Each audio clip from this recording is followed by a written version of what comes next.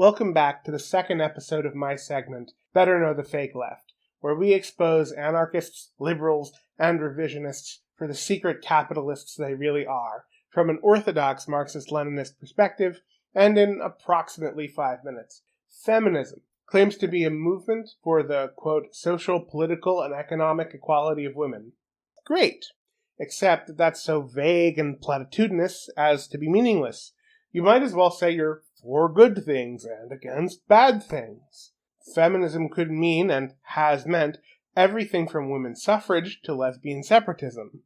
So the feminist needs to define what they mean by equality before I or anyone else can and should endorse it. As a communist, I regard economic equality as foundational to political and social equality. And by economic equality, I mean equal access to the means of production for all workers. Contrary to the voices in Glenn Beck's head, that's all socialist equality really wants, is equal access. It's just that equal access leads to the equality of outcome. So, since women are workers, doesn't that mean I believe in a system that leads to the social, political, and economic equality for women? Yes. Yes, it does. So why don't I identify as a feminist? Well, let me spin that question the other way around and ask, why do feminists not simply identify as communists? Well, because they're on this show, you've probably guessed that I think feminism is actually a bourgeois ideology, or rather a family of bourgeois ideologies that primarily exist to help the rich. Now, self-described feminists have taken every conceivable position on every issue. It's kind of difficult to criticize any particular feminist position without being accused of strawmanning or, that's not my feminism. So instead, I'm going to criticize some prominent tendencies within feminism that are particularly poisonous. Neoliberal feminism, intersectional feminism, trans-exclusionary radical feminism, and what I'm going to call puritanical feminism, the all sex is rape people. Oh yeah, folks, trigger warning for that section. So neoliberal feminism came out of the 60s, what's known as the second wave of feminism, and is obsessed with increasing the number of women in the managerial and owner classes. This is basically your typical, you go girl, yes queen, girl boss Kamala Harris style feminism. I don't really need to explain what's wrong with this, right? That should be obvious. Okay, what I'm going to do is just address the claim that neoliberal feminists make that piss me off the most. And that is that women are underrepresented in STEM, presumably for sexist reasons. And look, is there sexism in science? Yes, of course. I've seen it myself. But to argue that sexism is a more powerful force than economics is the height of bourgeois politics. Firstly, the we need more women in STEM sentiment exposes the classist nature of the neoliberal feminist, because STEM jobs are, heavy emphasis on, usually well-paying, high social prestige jobs. And the neoliberal feminist cares about increasing the number of women in high-paying and socially prestigious jobs, and doesn't really bemoan the lack of gender equality in lower-class, low-prestige, low-paying jobs like sanitation work. The second problem is, this claim isn't exactly true, certainly not the way the feminists present it. So gender parity has been achieved in chemistry and biology, and in some biology subfields, there are actually more women than men. This is especially true in my field of eco-evo, and especially in marine biology. So physics, engineering, comp sci, and math generally don't have gender parity, but that is entirely a function of how science in universities are funded, which, of course, women and gender studies majors probably don't understand. Look, contrary to what universities claim, universities are interested in making money, and biology and chemistry departments are big money makers for universities, especially with medical research. And math and engineering and physics and comp sci are most definitely not big money makers for universities. So if you're going to fund recruitment programs for STEM, you're going to prioritize biology and chemistry. Once again, Marxist economic analysis winning out. But also, chem and bio are just inherently easier to promote because they're better. Now, don't bias on my part there at all.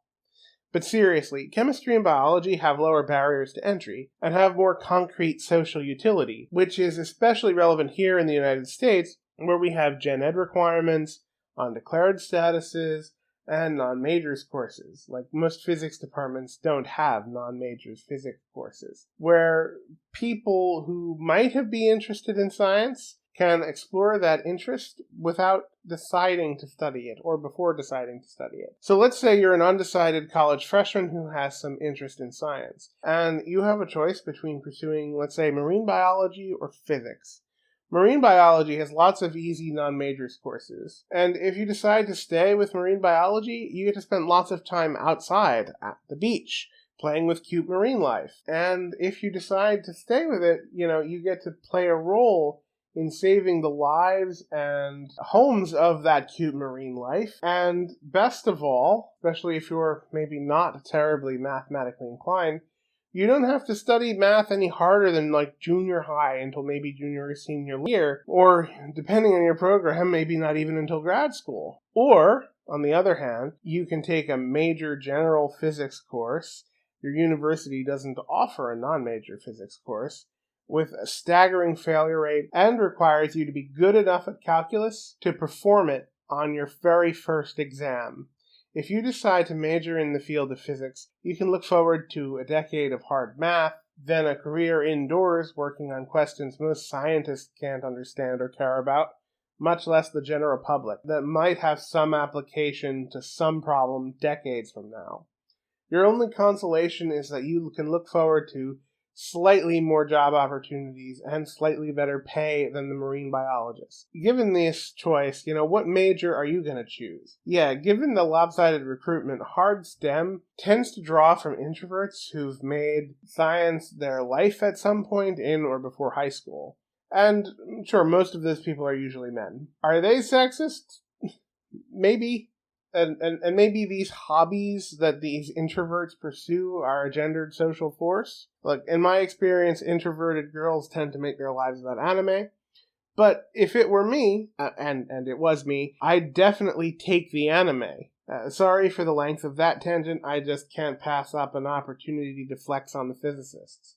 Intersectional feminism now, like all intersectionalists, deny the primacy of class and allow the bourgeoisie to avoid class conversations.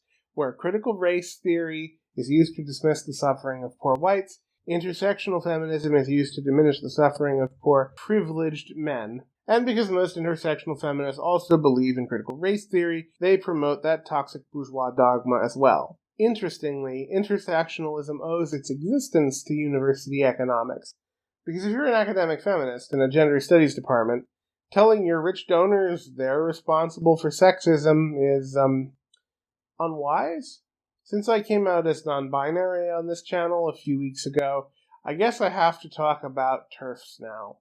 TERFs, or trans-exclusionary radical feminism, also known as gender-critical feminism, reject the idea that trans women are women and generally hold this view, according to them, because women are primarily exploited for the economic reproductive value, and since trans women don't have that anatomy, they aren't part of that oppression. Which I think is actually a valid point, but it strikes me as a distinction without a difference.